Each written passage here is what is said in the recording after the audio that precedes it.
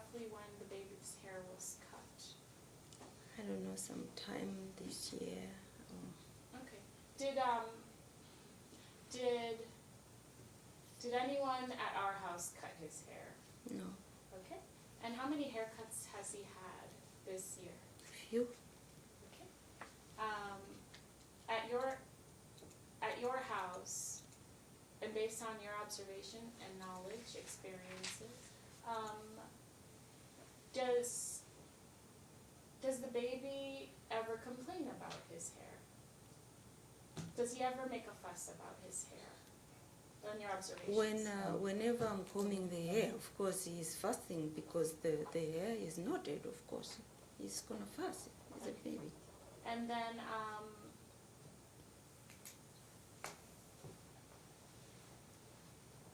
does the baby ever, he doesn't talk, but does he ever do any signals that he wants his hair to be cut? Based on your observation. On a 19-month-old, how are you going to interpret that? Right. I mean, now we're getting into real speculation, trying to interpret whether or not the baby's signals mean he wants his hair cut. Right. Does he ever act uncomfortable? Like, does his hair ever indicate that he's uncomfortable with it? Well, that's just too that's just too vague. This is just very vague, very conclusory, very speculative.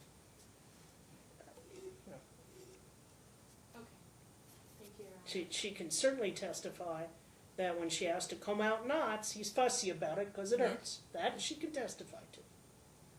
Okay. Thank you, Anna. No further questions. Cross? Yes, sir.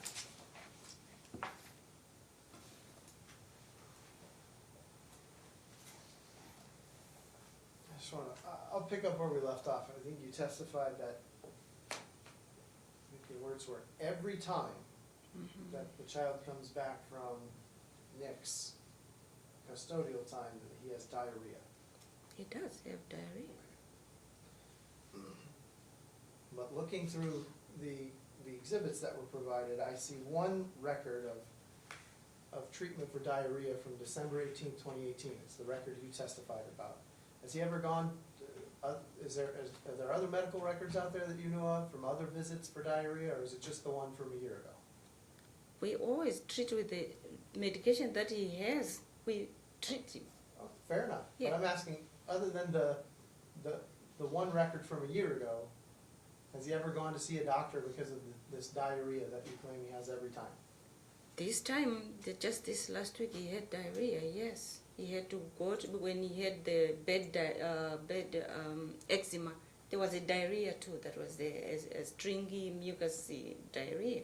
So you're saying that the record that we didn't get served with, that was for diarrhea too? I don't know what you're talking Because about. I thought you said it was for diaper rash. That's why I'm just trying to... I'm asking, other than the December 18, 2018 medical record, do you know of another time when he went to a medical provider to be treated for diarrhea? He has gone. We didn't, probably she didn't put it in, but yeah, the baby has been going to, because every time he goes, there's a diarrhea, there's a diaper. So either we use the medication that we already have in the fridge, or... Okay. All right.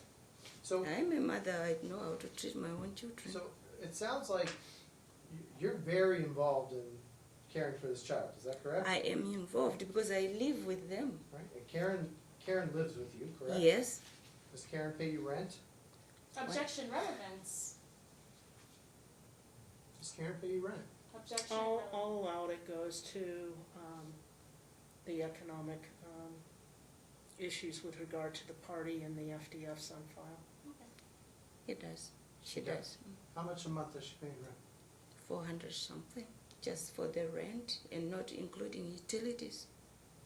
So she also pays for some of the utilities? Of course, we all share.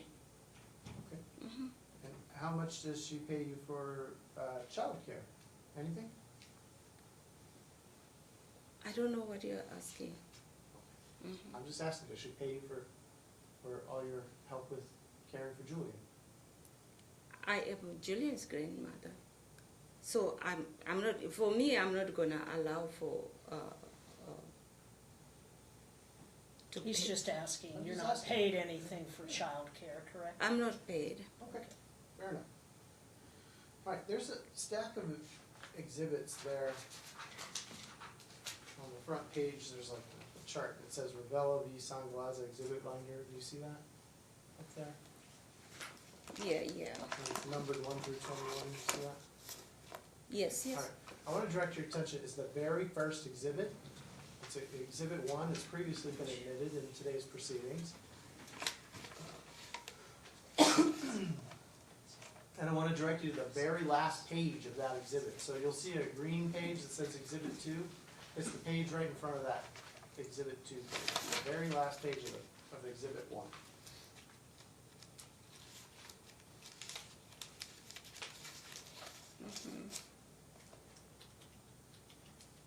Okay, have you ever seen this image before? What do you mean? The very last page, it should say 11:05 a.m. at the top. The very last page of the first exhibit. Oh, okay. You see that? 11:05. I don't see where it says 11:05. Right at the very top in the middle, it says 11:05 a.m. It's a screen cap from a cell phone. You see that? She's trying to get to the top of the page. Oh, It's the way the, the clip's it's in the the way. clip. and the- Yeah. Hi, that makes sense, actually. I apologize. I needed a really big clip.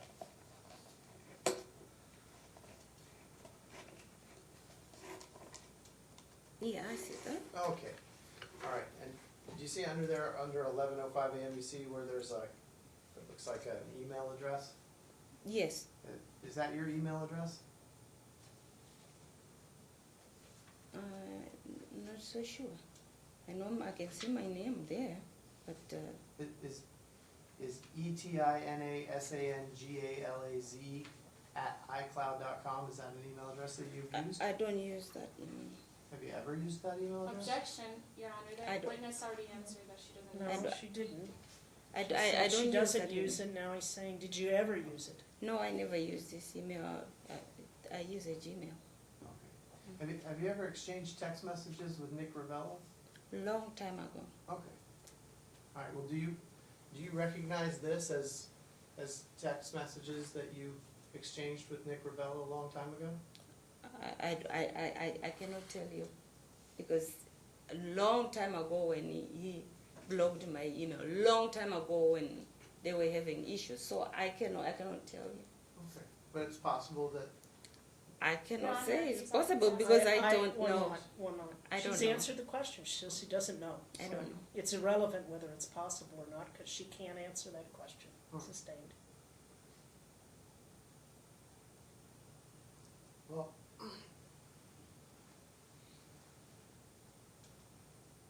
let me just ask you this, did you ever bring up the concept of a dowry with Nick Ravella? Never. Never?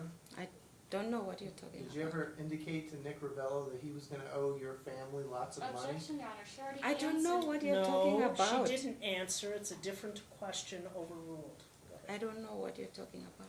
Have you ever indicated to Nick Ravella that he was gonna owe your family money because he had gotten your daughter pregnant? I don't know what you're talking about. I Are- don't know. Are you familiar with the concept of a dowry? Maybe. I don't know what is dowry. Objection, Your Honor, he's asking her to answer a question, I'm like asking you if something you're way One beyond moment, her one No, knowledge. I'm asking She you answered because the I question, don't one know. moment, ma'am. She answered the question, so move on.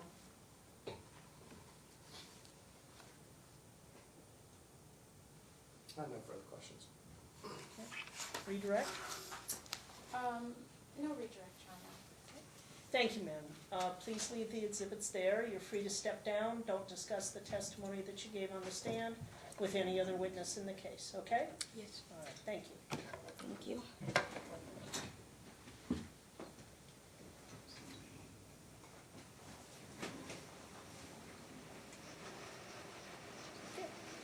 Next witness? No other witnesses, thank you. Okay. She say no further witnesses? She said no further witnesses. Oh, Okay. okay. Um,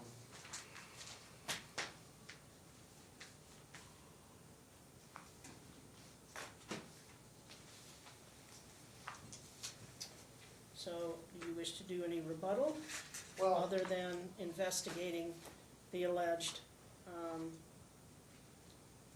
November 18th report? Your Honor, may I, do I get a chance to go to testify as well? That's, you're a witness, so if you want to take the stand, that's why I was, Okay. so you sorry. do want us to take the stand? Yes. I do. Okay. that's what I was trying to figure out. That's why Mr. Liefeld stopped, because he was Okay. gonna determine whether he was gonna call you Right. in rebuttal. So, all right, you can take the stand, Okay. all right? Can I take my documents or are they already up? Are they the same exhibits? Yeah. Then you should use the exhibits that are there, that are the clerk's exhibits, okay? Thank you. Stay standing, raise your right hand. You do solemnly swear testimony you're about to give in this action shall be the truth, the whole truth, and nothing but the truth, so help you God? Yes.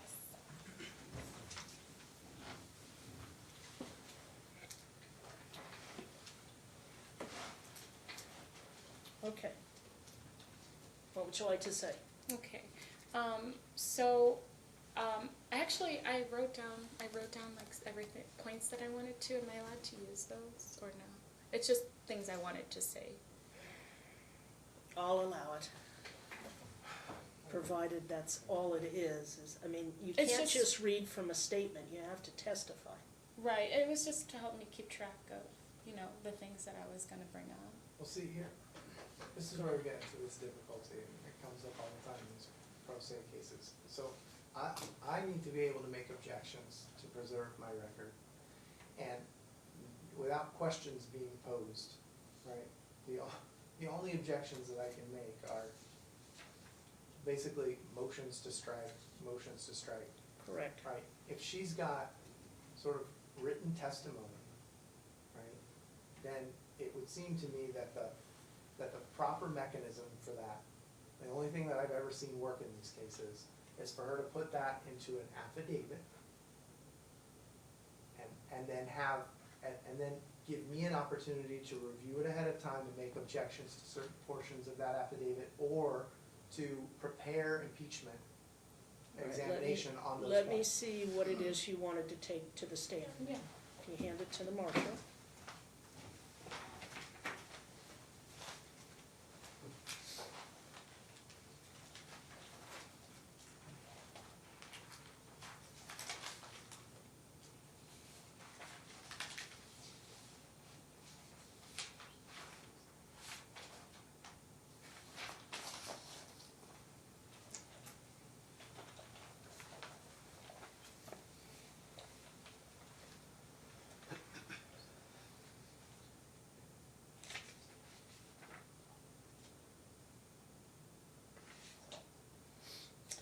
Okay, what I've been shown is a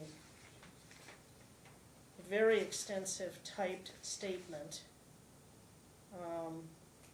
And it isn't just reminder notes, so the answer is no. You have to give your testimony on the points that you want to make. And we'll make a copy of that simply for the record, put it on the left side, and that'll be, We don't have to use it. I mean, I can just. well, yeah, I but can I'm just- making a record in case you ever object to the fact that I didn't let you use it. Oh, okay. Okay. So we'll just make that court's exhibit for demonstrative purposes of my ruling number 2. Okay, Okay, so I'm gonna start with just the beginning when I met the plaintiff. Okay, so at the time, it was my summer break of my junior year of college. I was working downtown. I was working 2 jobs at a restaurant, and then at night I was working at this new hip bar that had opened up. And so me and my coworker, we were at the bottom of the, we were checking guests in that were going in. And so then what happened was the plaintiff approached us. Then he began flirting, and me and my coworker, we didn't entertain it at all. Like we were at work, we really didn't want anything to do with that. And so then the plaintiff asked me for my phone number, and I refused to give him that. I did give him social media. And so later on, he contacted me on social media, and he was persistent with messages. And then finally I decided, okay, fine, I'll, talk to this person. And so we decided to meet. At the first time, I didn't go to meet him because I just wasn't unsure. The second time, after he had brought it up that I didn't go to meet, he mentioned it, and I finally said, okay, I'll go. So I went, and then we developed like a connection, and after that we decided to pursue a relationship. And so, since it was my summer break and he knew that, he asked me if I wanted to go visit his home where he's from. I was under the impression that he lived in Las Vegas and, he was going back to visit home, which was Wisconsin. And it was supposed to be for a week. And I told him, I'll go visit, since I'm on summer break, might as well. So we went to visit, and then while I was there, it came time for me to leave and to go back home. And so I told the plaintiff, it's time for me, I need to go back, like my plane ticket and all of that, to return home. And then he didn't want me to leave. He asked me to stay. And since I had started college, I hadn't taken any breaks off. I decided, okay, I can take a semester off and, just explore and just see where this will go. And so I decided to go back home and then get some of my things so I can spend the semester over there on the agreement that it was only going to be a semester. Soon after, that's when I became pregnant. I'd never been pregnant before. I didn't, it was completely unplanned. I didn't know what to do, but I knew my stance in terms of whether or not I was going to keep the baby or not. And I decided I wanted to keep the baby because that's my values and beliefs. And so then I decided, at the time I barely even knew the plaintiff that well. I didn't know anything about him. He had told me a bunch of things, which later on were proven to be untrue in terms of what he does for a living, and just him in general. Like I didn't know. It was so early on. And so I stuck it out from the summer of 2017 until December of 2017 when when I was at his house in Wisconsin. He never had food in the house. I was pregnant, mind you, at the time, and every time I tried to wake him up, he wouldn't want to go grocery shopping. And I would reiterate to him, hey, I need to eat, the doctor said I need to eat. And so I would call my parents all the time and tell them, hey, this is what's going on. I don't, I'm in this place by myself. I don't know what to do. And so they would try to talk to him on the phone. Most of the time he would evade talking to them on the phone, but they knew the situation. We'd FaceTime all the time. And so my health was kind of deteriorating, so I decided at that time that I needed to go back home. I wasn't healthy and I was pregnant. And I was barely showing too, which was a big concern. And so when I talked to the doctor in Wisconsin, I told him all of that, and he was like, okay, cool, good idea, okay idea, to go home. And so, I spoke with him and spoke with my parents. He didn't want to let me go back home. My parents got really concerned about that whole situation, of him trying to keep me at his house when I, kind of like against my will when I wanted to go back.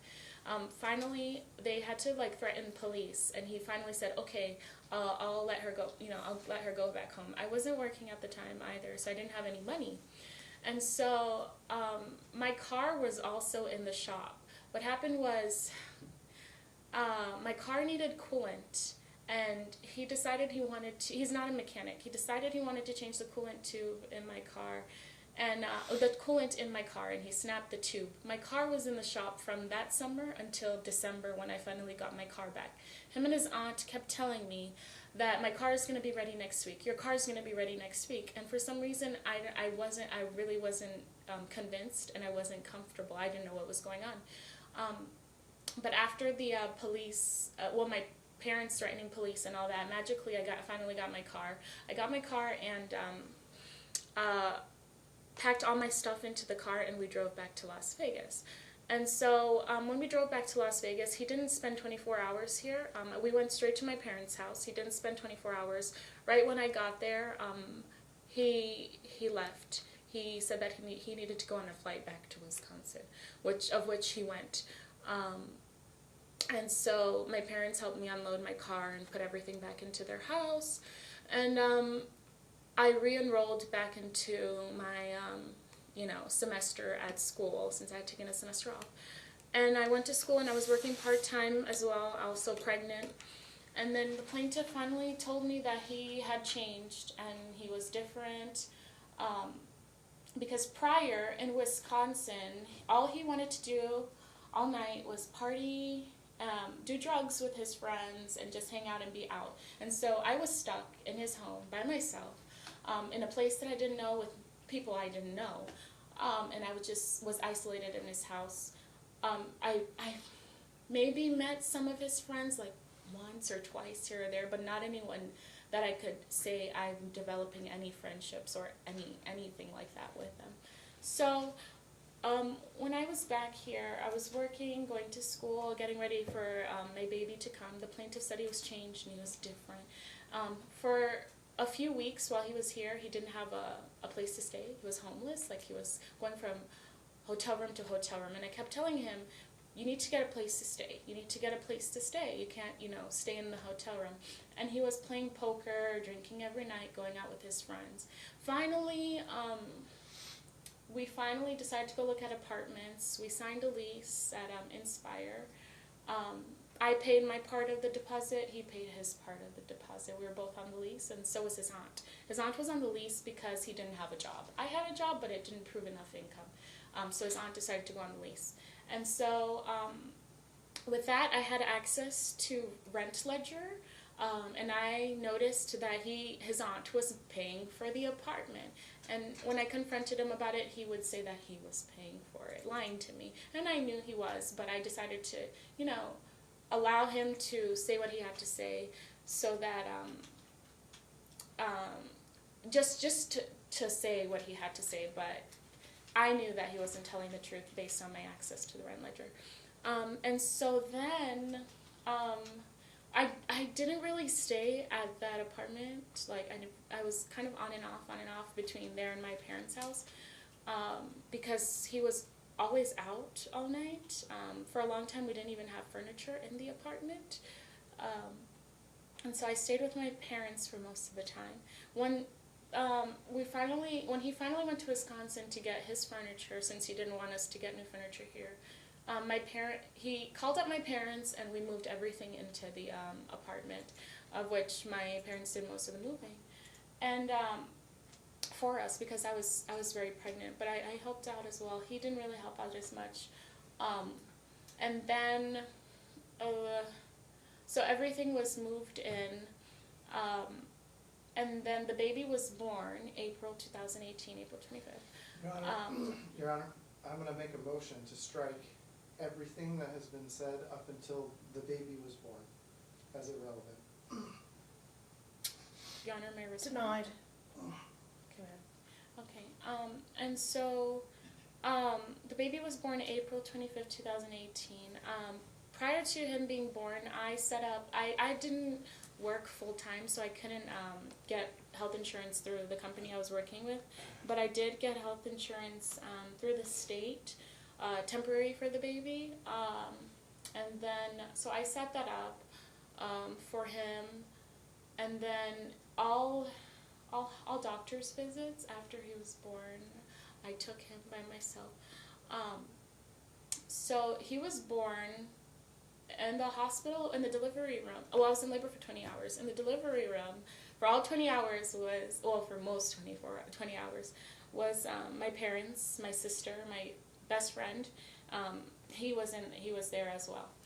And then after the baby was born, during labor, my parents, pastor and their wife came to visit. They came to see us, brought us food too, because we've been there for 20 hours.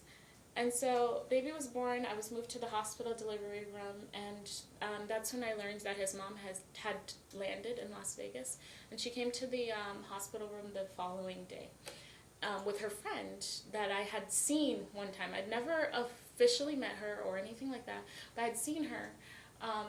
And so I felt really uncomfortable that there was this woman in a hospital room that I didn't even know, But thankfully enough, they didn't really stay that long.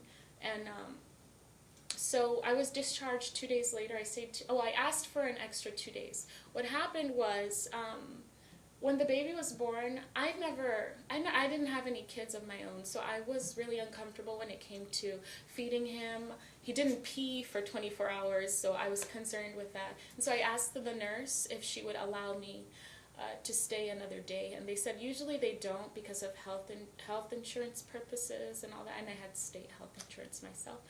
And but they said that I could stay another day just so I can be around the nurses to make sure everything's okay. Part of that reason was because the plaintiff, while I was in the hospital room the whole time, he had harassed me so bad to the point where I told him I didn't want him to be on the birth certificate. He was telling me threats, if I didn't put him on the birth certificate, this and this would happen, and all this stuff, and I didn't feel comfortable. Actually, the head nurse at the time, she came into the room after I was crying, and she asked me, what happened, what's going on, and I had to lie to her and tell her I'm fine. So then one of the nurses in the room, while my parents were there, I had talked to my parents, and I told them I don't want to go to the apartment by myself. I don't feel safe, I don't feel comfortable, and I don't know what I'm doing. And so, and I asked them, can I stay with you guys for a few weeks until I at least know what I'm doing or get a grasp of things, because I don't feel comfortable with the plaintiff being around the baby. The nurse was there, present for that conversation, and my parents actually asked her opinion. They asked her, Ma'am, you can't testify Okay. as to what the nurse said or your parents asking their opinion Okay. or those kinds of things. Okay, thank you. So she, okay, so that happened. I eventually came to the decision that I wanted to stay with my parents because I felt better that way. And I felt a great amount of pressure after threats to put him on the birth certificate. Even his mom wouldn't leave the room until I signed his name on the birth certificate. We finally got discharged, and I went with my parents into their car because they had the car seat ready and everything. We went home to their house, and we stayed over there. And the plaintiff, he had that open door and opportunity to come over and see the baby whenever he wanted. He knew where they lived, but instead he would often choose to go out with his friends or go play poker or whatever he called working. And so I took care of the baby by myself the first few weeks of his life. I got to know my baby, got to learn to be a mom. And then May 21st came. And that was when I was supposed to go back to the apartment. On that day we went to the apartment with my parents, and they got everything situated. We had this talk about rotating, usually new parents share a schedule, every 2 hours or something someone stays up with a baby. And so we had agreed upon all of that. We even wrote down a little schedule. My parents were like, okay, we're going to leave, we're going to go home. They went home. And so that night the plaintiff didn't want to, this was before May 21st. So it was a week before May 21st. So my parents, we did all that whole schedule, and then we saw that, that night he didn't want to stay up with the baby at all. When I confronted him about it, he said that he needed to sleep more he needed his sleep. And I explained to him, I'm a new mom. I just gave birth to a baby. You're not going to help me take care of your own child, like watch your own child. He didn't want to do it. So I went back home. May 21st came, and I decided to give it another shot. We went over there to the apartment. And so there was a disagreement between me and the plaintiff on terms of him watching the baby for a few hours. And this was after my parents had left. But him watching the baby for a few hours, and he didn't want to. And so he began getting like, I don't know, his attitude changed, his tone, his behavior, everything like that. And he jumped off the balcony. He came back to the apartment with police. And police told me, they knocked on the door and they came in, they said, why are we here? And I said, I'm not sure, why are you here? And so they explained to me that the plaintiff had called the police because he wanted me out of the apartment. And I didn't know what to do. I'm there, I just had a new baby who's like 3 weeks, he's very young. And then so the Metro told me that they can't tell someone to leave an apartment if the person's belongings are over there. And they told the plaintiff, well, actually, they asked me if there was any drugs involved because the plaintiff was behaving paranoid. I'm getting a whole lot of hearsay here, a whole lot on this. Sustained, you can't, since he's now objected, you can't say what the police told you. Okay, fair. Okay, so police came, and then the result was the plaintiff packed a suitcase and he decided to leave. At that time, I was on FaceTime with my dad because he wasn't there, but my mom was. And so he left. Later on in the day, he came back to the apartment, after he had chosen to voluntarily leave, came back to the apartment with 3 of his friends. And then they came into the apartment, saw that I was there, and tried to get me to leave. My mom was there, and as she mentioned in her testimony earlier, she said call the police, and that's when they all left the apartment. They all ran, and so they were downstairs. The apartment was on the 2nd floor. They were downstairs. We were on the balcony looking at them, and they were walking around, threatening in a very threatening manner. And so my mom sent him a text message, as she mentioned in her testimony, asking him why he had brought 3 big men, and he had brought 3 big men against one woman her daughter who just had a baby, and his response was because he didn't listen. And so that to me sent fear and all that. And so I went and I filed a police report of the whole situation, which I've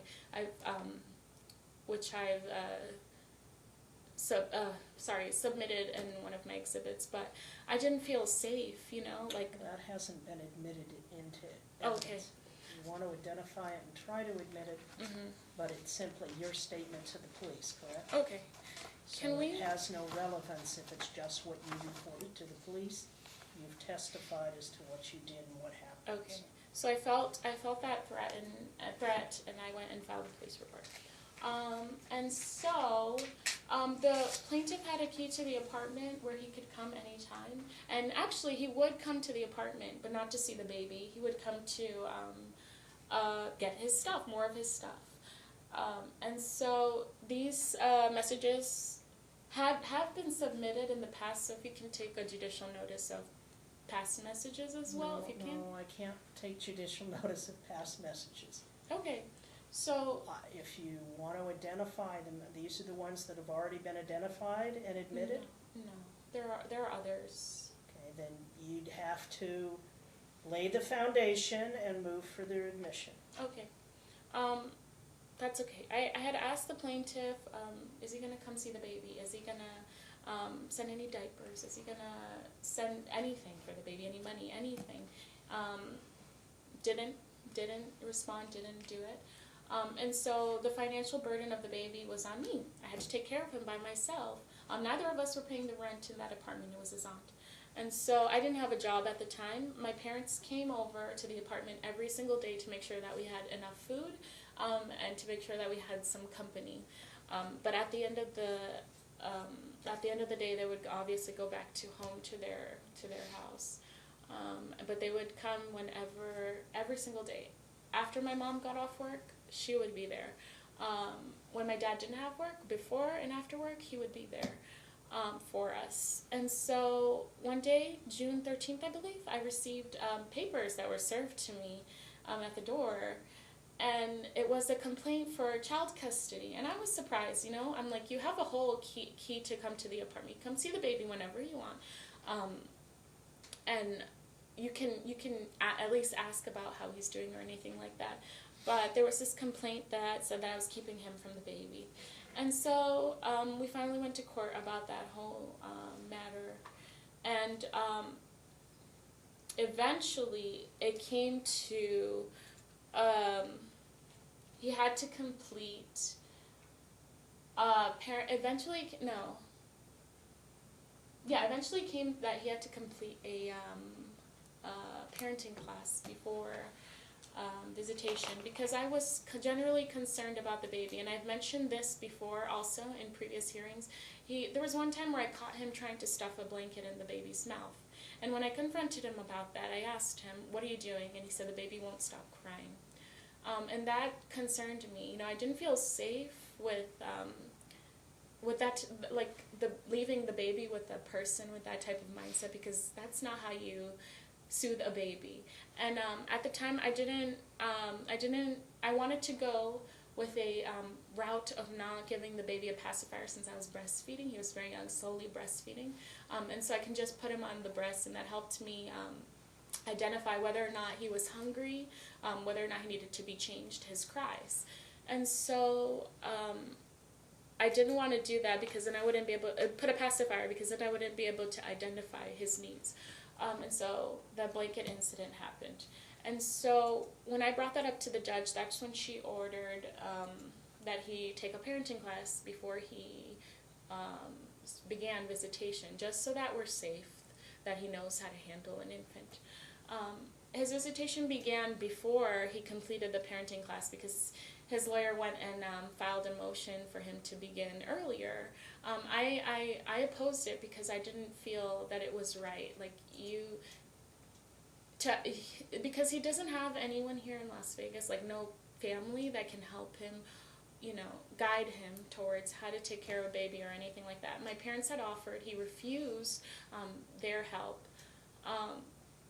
And so I just didn't feel comfortable with it. Judge recognized that. He started taking his parenting classes, and then he started visitation before it finished. He was ordered to file the certificate for the completion of the class.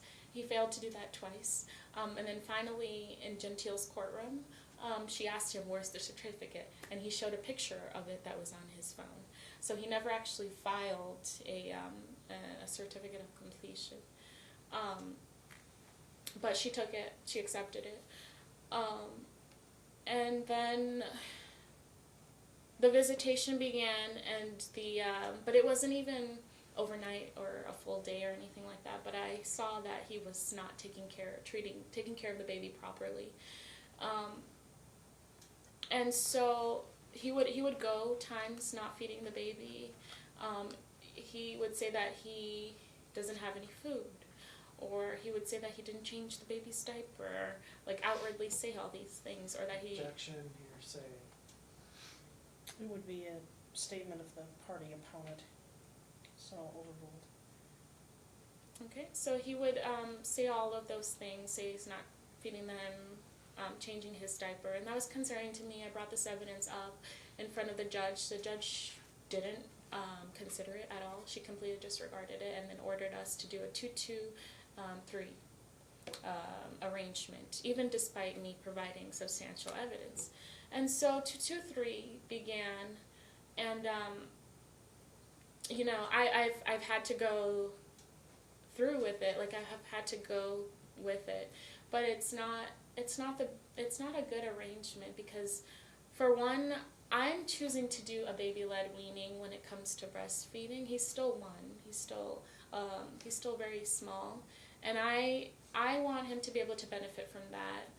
for sure. He doesn't feed 24/7 or anything like that. He doesn't feed overnight or anything like that, but it is also a supplement because I don't give him cow's milk since he has that allergy. Don't give him any formula or anything like that, so I'd rather just give him. I object to the testimony about an allergy that there is absolutely no evidence. I provided Sustained. medical records, the ones If the that. medical records show there's an allergy, then I will take it into consideration. Okay. But I won't allow you to testify that he has an allergy if there's no medical documentation to support it. Okay. And medical documentation is not you telling the doctor, it's the doctor diagnosing. Mm-hmm. Yeah. I've provided medical records. I'll look and see. Okay, thank you, Your Honor. And so, as a mom, I've decided that's just the best route for my child. It helps him a lot. It's beneficial to him, and it also creates that bond. And so, with that too, and swapping weekends, it's hard because he goes away, 5 days at a time. It's hard because he's young, he's so young, he's 1, he can't come back and say, hey, this is what we did for this week, or this is what happened. He can't speak for himself, but one thing that does speak for the baby is the condition that he comes back in. His body isn't going to lie. And actually, when I confronted the plaintiff a few times about the condition of the baby or the health, he's always argumentative about it. Instead of saying, okay, I'll take care of him, or okay, he always has an argument with it to make it seem like it's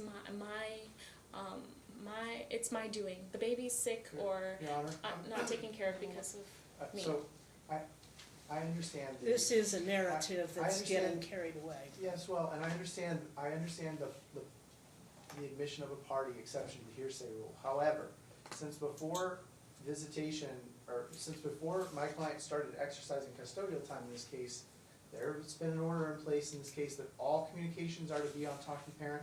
The talking parent records have been admitted today. I do object to these extraneous statements, and this whole narrative is peppered with them, that, plaintiff told me this, plaintiff told me that. Your Honor, if we want, I can point to. If it's not in the talking parent record, I can point to the I records. object to it. I object to All it. right, so here's the issue. I won't strike her testimony, but I will review the talking parent, and I will look to see what they have discussed in terms of the weight that I give to her testimony, the Thank you. same as I would do to the weight to be given to his testimony. Thank you, Your Honor. And so yeah, when it comes back to the condition of the baby, he can't talk for himself. He needs someone who can advocate for himself. And actually, when I recently took him to the doctor, CPS was called. I had an Do you have interaction. any record from CPS showing that they've done any kind of investigation? I can obtain one. I mean, the lady gave me her card, so I can obtain something and submit it, for sure. Well, that's what you should have done by today if you're claiming there is a pending CPS investigation. Okay, Did she give you an event number? I have a reference number, yeah. Okay. Go ahead. Okay. So, so she used the term of, You cannot Okay. indicate what she said to you. okay. Okay, so there's that involvement. It's new and it's recent, and it's based off of the November visit to the emergency room with the severe diaper rash. Okay. And when you go back to the desk, I'll let you give me an event number. Okay, thank you. And so that was in response to that and the actions that the doctor took. They have to contact. They had to. Ma'am, you cannot say, you can't give me hearsay. Yeah, it's not what they You can state said. that you believe that that there is a pending CPS complaint, and that you received a card with an event number on it from a CPS person. You Okay. cannot say who called or why called or who made the complaint or things of that nature. Okay, so I was notified of that situation. But overall, throughout these visitations, I've been the protective parent. I've been taking the baby to seek medical help when a situation is when he's not well. And what is so concerning for me is the fact that he can send the baby in that condition and not say a single word to me. He won't make a comment, he won't send a single message. And so to me that leads me to believe that he doesn't care about the baby. You've spent 5 days with him, you're changing his diaper, and the rash is continually getting worse. Why not just communicate that to me? It's always a surprise to me every time I get him and he has thrush, or he's got a severe diaper rash, or he's got an ear infection. I have to figure that out on my own. He won't say anything at all. Just recently, the diaper rash was so severe, I sent him to on an exchange with a niacin medication, and I had told him to mix it with zinc, and because that was what I was to mix it with zinc. And so when I received the baby following that, you could tell that the diaper rash was getting better, because finally he was receiving a medication for it.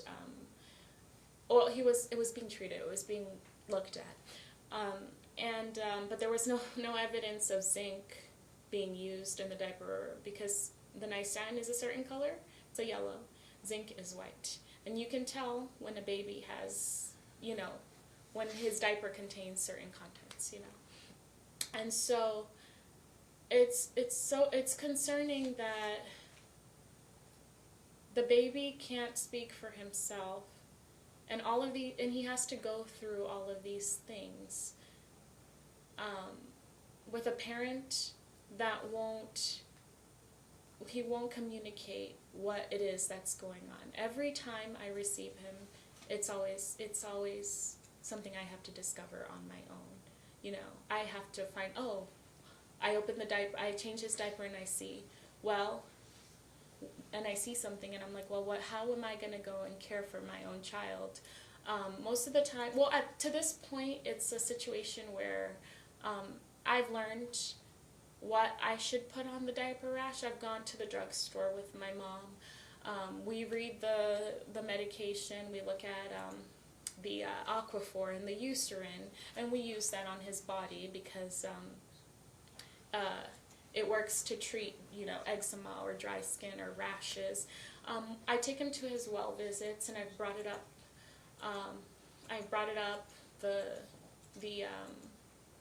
What I use on his body, just to, mention it. But yeah, it's unfair that a 1-year-old baby who can't talk has to go through all of these things. And there's one parent that's taking care of him. There's another parent that's sending him in a bad condition. And that's all I have to say. Okay, Ross? How much time do I have, Renner? Because I can reset this for another day. In the interim, I will order any CPS records that may exist. it's fine. And you can finish your cross-examination or do your cross-examination then, if that's what you wish to do. Or you can complete it tonight, and that's rather unfair to the clerks because we're really not supposed to keep them past 5:30, and tomorrow is a holiday, so they may have personal things they need to do as well.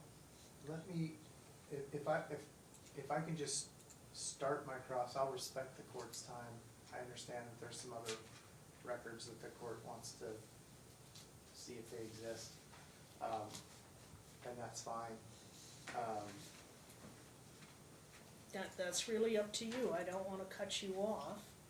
I allowed the testimony to go on a little bit longer and allowed just, people to do I their know I'm calls. not gonna have this done in 5 minutes or 7 minutes, I mean, it just, there's no way. Well, So I should- can go to 5:30, but it's difficult for me to hold them past that. They're not supposed to do overtime, Right, and if you're looking at, I would rather Right, I not would- start it and then stop it and start again. Right. If we're gonna do it, I'd rather do it, and I would think you might have an hour, If because I- that's what you've been doing. well, So- if I've got 15, 20 minutes, I think I can get, If you want, Most of I'm what I- not cutting you off, All right. you can proceed with cross if that's what you'd like to all right, do. thank you, Ron. Ms. Sangalaza, you just spent a lot of time talking about the fact that that the plaintiff doesn't communicate these things to you, is that correct? That's what that was what you kept That wasn't, saying was that wasn't my whole testimony. that things are going wrong and he just drops them off and he doesn't tell you anything that's going on, and That was So, part of my testimony. I wanna look at my exhibit, 12, which is the talking parent records. Your Honor, can I object? Why? You said you were gonna take time to review the talking parents. Yes, but he can cross-examine today, we've talked about them and all parts of them. So, no, you can't object, he can cross-examine you about that. Okay. Okay, so if you would go to page 18 of 91 within exhibit 12.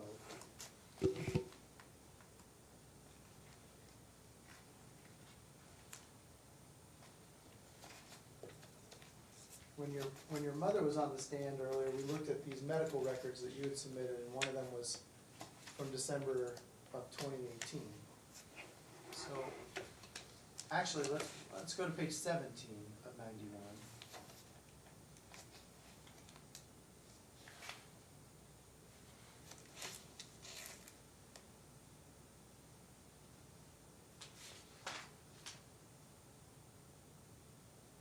I'm there. Okay.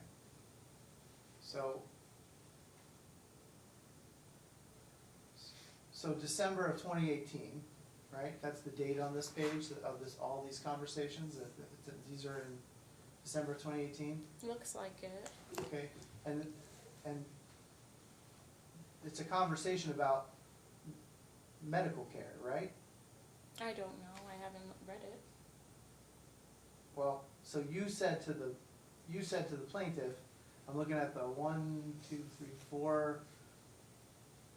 4th statement down. It says Keren Sangalaza on 12/9/2018 at 5:25:24 p.m. said, Southwest Medical, they're a huge corporation that operate with call center. You're free to give them a call. And then the next message you said, you know his name and date of birth, right? And then Nicholas says, what is his pediatrician's phone number? And you say, any Southwest Medical. And if you turn to the next page, Your Honor, I'm gonna object. He's just picking and Well, choosing I'm- lines. I'm trying to Ma'am, respect so the did court's you. time. So did you If you go to when the you were next- cross-examining, so If you go to this the is next page, cross-examination, he can do this. right? Nicholas says, he's on your health insurance. How do I provide that info if we need to see a doctor? And Where is this? this is the top of page 18. That's what Nick says to you. And I'm just trying to respect the court's time. There's a lot of, And what's my response to that is making assumption shows no education. no, actually your response is a few No, lines my further down. response is When you immediately say- after that. When you say, you shouldn't be taking him to any doctor, I have primary No. physical custody. My You see that? my response is immediately after that. Okay, With my name, my response is immediately after okay, that. so he says at 5:28 Mhm. PM, he's on your health insurance, how do I provide that info if we need to see a doctor? And my And at response follows. 5:29. No. My response follows. It's the next line. Okay, so regardless, whether you wanna call it a response or not, at 5:29, It you is a say, response. you say, you shouldn't be taking him to any doctor, I have primary physical custody. Right? And it also continues to say if there's an emergency, take him to the ER. Okay.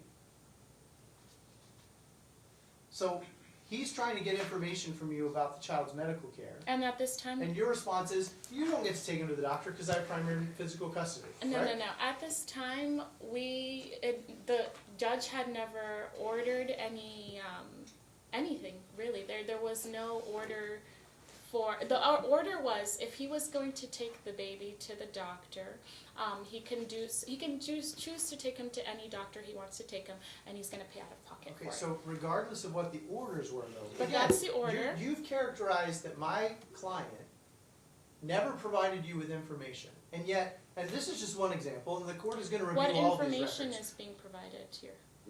None, and that's the problem. No, no, no. What So, information here's- is your no, client here's the providing? thing. All right, The court's gonna you're look at all not these gonna records. argue with him, The- okay? And the you're court- just gonna ask a question and not argue. That's fine, that's fine. The court is gonna review these records, and they're gonna see numerous instances like this, aren't But they? what's the Where he's asking you a simple question about What's the question? information that's relevant to the child, Your and Honor, you I'm choose gonna not to object. answer. There's no question here. He's trying to ask a question if you would listen. Isn't that, I mean, you've looked at these His talking parent question records, right? is that typical of your refusal to give him medical information? That's what he's really asking. Your Honor, my child doesn't have medical insurance. There's no information for me to give. Was he on Medicare at the time? At the time, yes. And he had medical insurance, didn't he? And he Mhm. had a Medicare card, didn't he? Yes, but the And you order. could have given that information, and your answer is going to be, well, if she doesn't give you that, you could always go take him to a pediatrician and just pay for it out of pocket. Which was the That order. doesn't relieve you of the responsibility of providing the information to him, nor does it relieve him the responsibility of saying, because she didn't give it to me, I'm relieved because it's all her fault. You're both poor parents to that extent. Okay? That is not an excuse for either one of you to act in the manner with regard to questions about where's the pediatrician, where's the insurance card. Well, the judge said you could take him to anybody you want. He says, well, I don't have this. Well, the answer is it's not a justification for him. If he's concerned about the child's health, he can certainly take the child during his time to a pediatrician. If you're so concerned about his health and wanting him to do it, then one would think you would give him the insurance and encourage him to go to the same facility that you go to. So the answer is, it doesn't show very well for either one of you in terms of it. Well, Please move on, Mr. Lighthill, because we're not gonna get into No, arguments. absolutely, Just absolutely. ask your question, she will either answer it or she won't. You can make whatever argument you want. That's fine. We're gonna switch to Exhibit 8. If you would find Exhibit 8.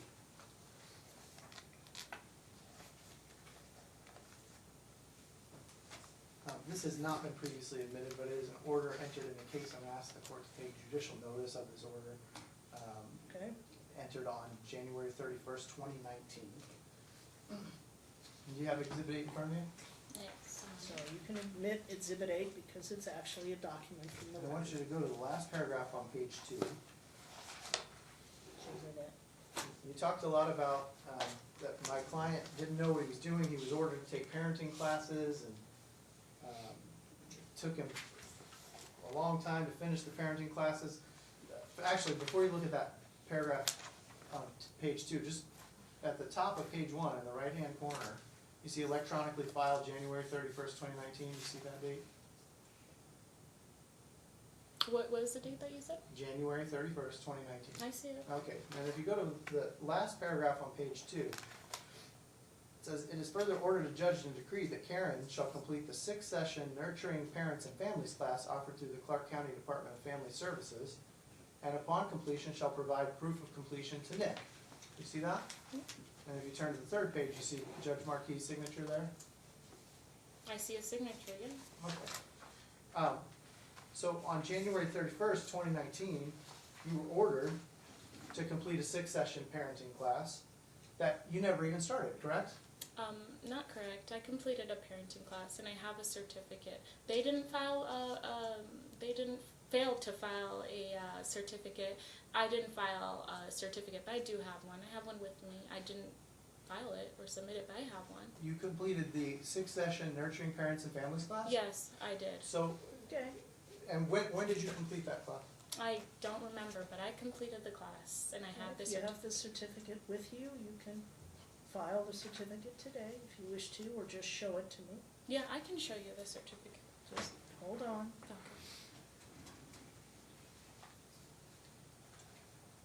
Court's indulgence. Mhm.